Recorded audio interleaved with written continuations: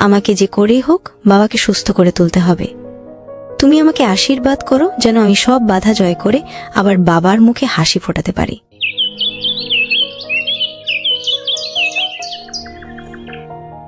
দিন যায়, মাস যায়।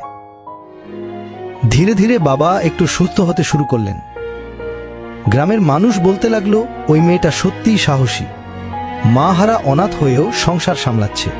মারে, তুই যে এইটুকু বয়সে আমার জন্য আর আমাদের এই অভাবের সংসারের জন্য যা করলি, তা আমি কোনোদিন ভুলব না। তুই শুধু আমার আদরের ছোট্ট মেয়ে হয়ে থাকিসনি, তুই হয়ে উঠেছিস আমার পরম নির্ভরতা আর বেঁচে থাকার একমাত্র শক্তি। তোকে পেয়ে আজ আমার বুকটা ভরে গেছে।